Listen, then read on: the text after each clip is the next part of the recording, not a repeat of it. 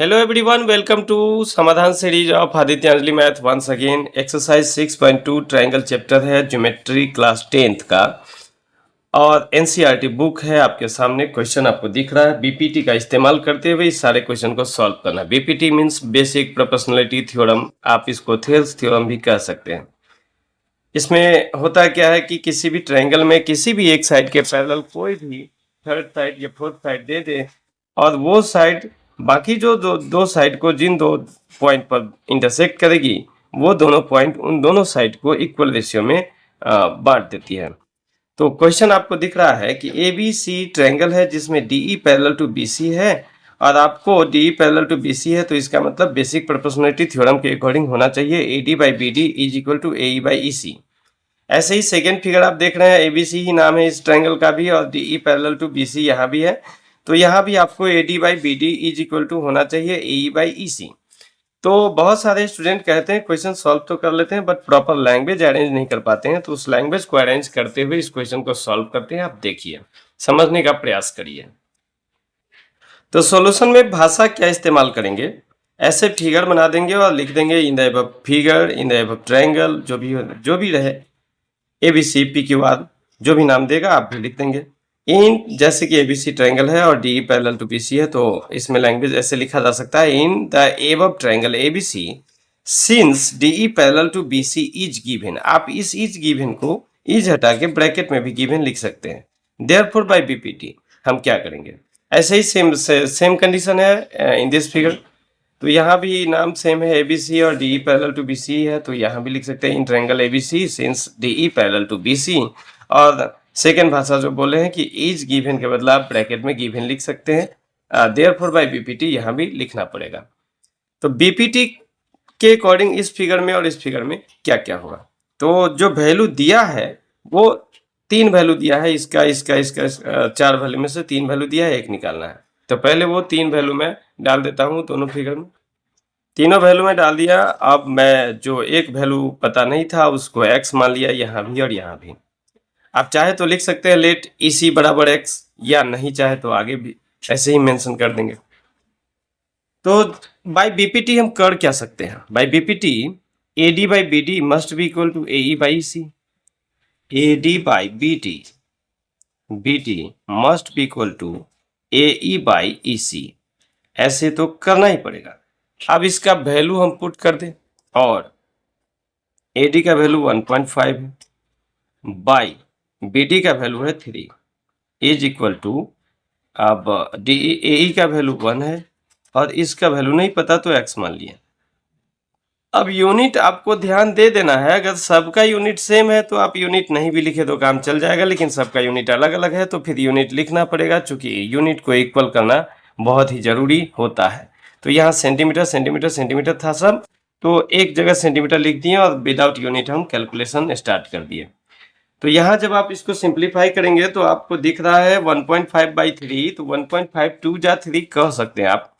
1.5 1 जा 1.5 एंड 1.5 2 जा 3। आप कैलकुलेशन करेंगे तो ऑब्वियसली दिख रहा है आपको x into 1x by cross multiplication x into 1 1x is equal to 2 into 1 2।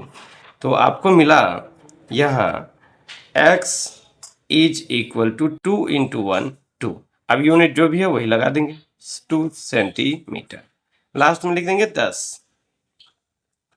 ई सी आप लिखिए चाहे सीई लिखिए इज इक्वल टू 2 सेंटीमीटर।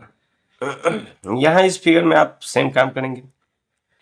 तो इस फिगर में बीपीटी के अकॉर्डिंग फिर से वही बात हो जाएगा A D by B D must be equal to A by C, A E by E C. तो यहाँ भी पुट कर दे और ए डी का वैल्यू हमको नहीं पता तो x मान लिए और बी डी का वैल्यू है 7.2 डाल दिए इज इक्वल टू ए ई का वैल्यू 1.8 है और ई सी का वैल्यू 5.4 है। अब जब कैलकुलेट करेंगे आप तो आप देखेंगे 18 3 जा 54 होता है। तो यहाँ भी पॉइंट है 1 प्लेस के बाद, यहाँ भी पॉइंट 1 प्लेस के बाद, तो आप 18 1 जा 18 और 1.1 जा 1.8 1.8 जा 1. क्या बोल दिया 1.81 जा और 1.83 जा, ऐसे सिंप्लीफाई कर सकते हैं। और इस 3 से आप 7.2 को 2.4 जा कर सकते हैं, 2.4 जा, चूंकि 24 3 जा होता है 72 और ये था 7.2 तो 2.43 जा। अब आप देख रहे हैं कि यहाँ तो 1 है तो x into 1 by cross multiplication हम क्या पाएंगे, x into 1 x is equal to 1 into 2.4 तो 2.4, तो हम यहाँ पाएंगे और x इज इक्वल टू 2.4 और यूनिट बोले थे जो भी लिखा है वही आपको लिख देना है, 2.4 सेंटीमीटर यूनिट है, सेंटीमीटर। लास्ट में यहाँ लिख देंगे 10 EC सॉरी AD निकालना था आपको, AD is equal to 2.4 centimetre.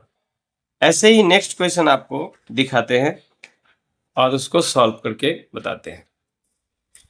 Next question number 2 आप देख रहे हैं ऑन स्क्रीन, ये लिखा हुआ है E and F are points on the sides PQ and PR respectively of a triangle PQR. For each of the following cases, state whether EF parallel to QR. अब आपको फिगर भी खुद से ही बनाना है, ट्रायंगल बनाना है PQR और उस PQR triangle में आपको दिया हुआ है वैल्यू और वैल्यू को मेजर करते हुए बीपीटी के कन्वर्स का यूज करते हुए आपको बताना है कि क्या EF QR के पैरेलल है। तो इसके लिए सबसे पहले फिगर बनाते हैं और आपको आगे बढ़ाते हैं। तो इस क्वेश्चन को सॉल्व करने के लिए भाषा क्या इस्तेमाल करें, तो सबसे पहले आप लिख देंगे गिवन है, जो डेटा गिवन है गिवन लिखेंगे। In triangle PQR EF intersect PQ and PR at point E and F respectively, जो ऑलरेडी गिवन है सारा बात। और साथ में ये भी दिया हुआ है कि PE बराबर इतना है, QE बराबर इतना है, PF बराबर इतना है, FR बराबर इतना है। तो हम क्या करेंगे, हमको यहाँ टू फाइंड टू वेरीफाई का हमको वेरीफाई करना, आप लिख सकते हैं यहाँ टू वेरीफाई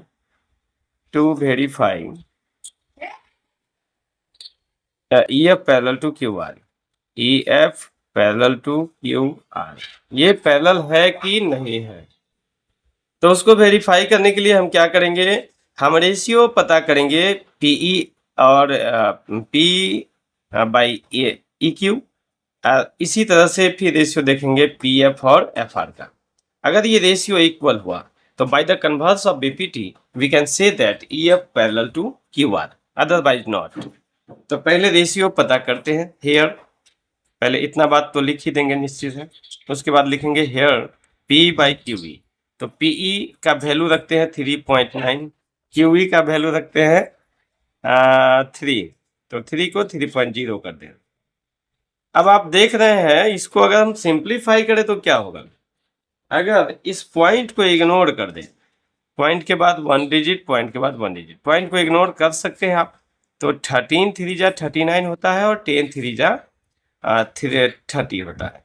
तो आपको ये जो रेशियो आया PE बाई QE, ये आया आपको 13/10। सिमिलरली अगर इधर वैल्यू पुट करते हैं तो इसका वैल्यू है 3.6, अब बाई इसका वैल्यू है 2.4। अब आप इसको जब सिंप्लीफाई करेंगे तो डेसिमल के बाद 1 डिजिट यहाँ भी और यहाँ भी, तो आप कर सकते हैं 12 3 जा एंड 12 2 जा, तो ये तो आ गया 3/2।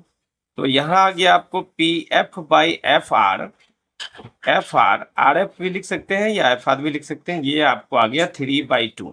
अब आप देख रहे हैं कि 13/10 और 3/2 ये इक्वल तो कतई ही नहीं है, तो आप लिखेंगे यहाँ since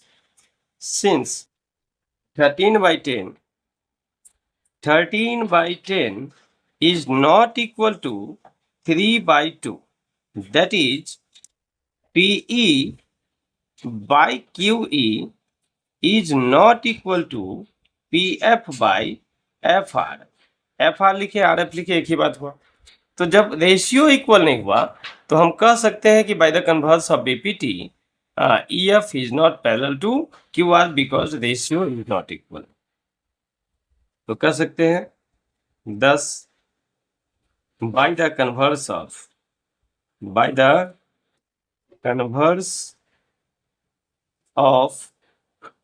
BPT, it is clear that पूरा भाषा लिख दीजिए, clear that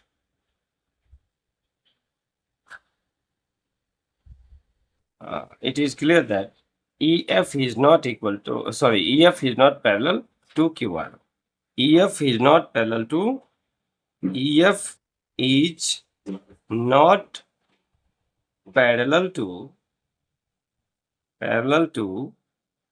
QR। कैसे? क्योंकि ये रेशियो इक्वल नहीं है। तो आई होप कि आपको एक अच्छा सा लैंग्वेज समझ में आया होगा कि ऐसे क्वेश्चन को सॉल्व करने के लिए क्या क्या लिखना निहायत जरूरी है। तो इस क्वेश्चन में 2 में आपको टोटल 3 क्वेश्चन है। तो तीनों क्वेश्चन में हो सकता है किसी में रेशियो इक्वल हो जाए, किसी में रेशियो इक्वल ना हो। तो आप समझ गए कि अगर रेशियो इक्वल हो गया तो पैरेलल है, और अगर रेशियो इक्वल नहीं हुआ तो पैरेलल नहीं है। रेशियो इन द सेंस कि EF जो लाइन है वो PQ एंड PR को E और F पर इंटरसेक्ट करती है, तो PE बाई QE और PF बाई FR, इस दोनों का रेशियो अगर इक्वल हो गया तो ये दोनों पैरेलल, और इक्वल नहीं हुआ तो ये दोनों नॉट पैरेलल। सारा भाषा यही रहेगा। ठीक है, तो 2 क्वेश्चन आपके लिए छोड़ देते हैं और आगे तीसरे नंबर को देखते हैं। तीसरे क्वेश्चन का फिगर यहाँ दिया हुआ है ABCD इज अ क्वाड्रिलेटरल, और यहाँ पढ़िए क्या लिखा हुआ है इन फिगर 6.18। तो फिगर 6.18 यही है। 6.18 कहता है LM parallel to CB and LN parallel to CD। LM CB के पैरेलल है और LN CD के पैरेलल है। तो ऐसी स्थिति में prove that we have to prove that AM by AB is equal to AN by AD। तो AM by AB is equal to AN by AD। ठीक है, तो इसको प्रूफ करते हैं। कैसे प्रूफ करेंगे आप देखिए, प्रॉपर लैंग्वेज क्या होना चाहिए। भाषा के नाम पर सबसे पहले ये फिगर बना देंगे और इतनी बातें लिख देंगे जो भी इंफॉर्मेशन हमको दिया हुआ है।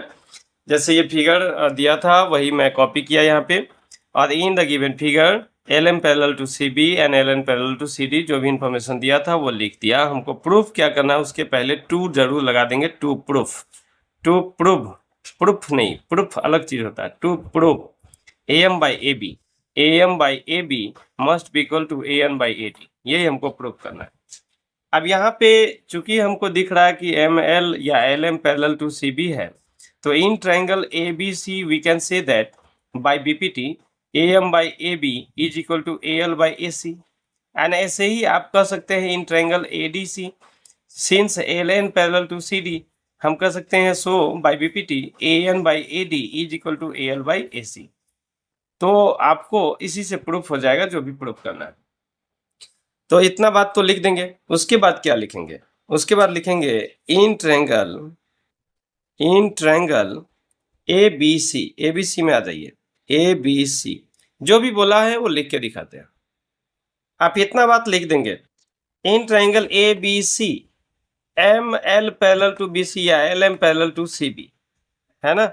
अब पैरेलल है तो by BPT basic proportionality theorem use हो जाएगा, और बेसिक प्रोपोर्शनलिटी थ्योरम के अकॉर्डिंग क्या होगा, तो AM बाई AB पूरा तो ऐसे ही बराबर होना चाहिए AL बाई AC पूरा। इक्वेशन 1 हो गया। ऐसे ही सेकेंड फिगर आ जाएंगे in triangle ADC LN parallel to DC, तो यहाँ भी BPT लग जाएगा। So by BPT AN by AD is equal to AL by AC। अब आप देख रहे हैं इक्वेशन 1 एंड इक्वेशन 2 में, ये इक्वेशन 2 बना लिए। दोनों ही इक्वेशन में RHS तो आपको इक्वल आ गया। अब अगर RHS इक्वल है दोनों इक्वेशन के, तो इट मीन्स कि दोनों इक्वेशन का LHS भी इक्वल होना चाहिए। तो नीचे हम लिख देंगे दस from equation 1 and 2 it is clear that, दस from equation 1 and 2 it is clear that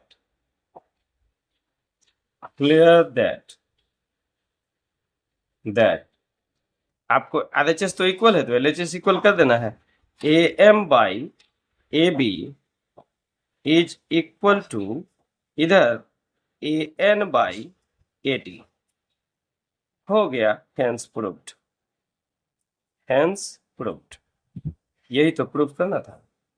तो बहुत आसान होता है ज्योमेट्री का क्वेश्चन सॉल्व करना, अगर आप ढंग से समझ पा रहे हैं तो। अगर ढंग से नहीं समझ पा रहे हैं तो फिर बहुत दिक्कत होगी इसमें। तो इतने क्वेश्चन के लिए बहुत बहुत धन्यवाद। बाकी क्वेश्चन नेक्स्ट वीडियो में लेके आते हैं आपके लिए। तब तक के लिए thank thanks a lot again.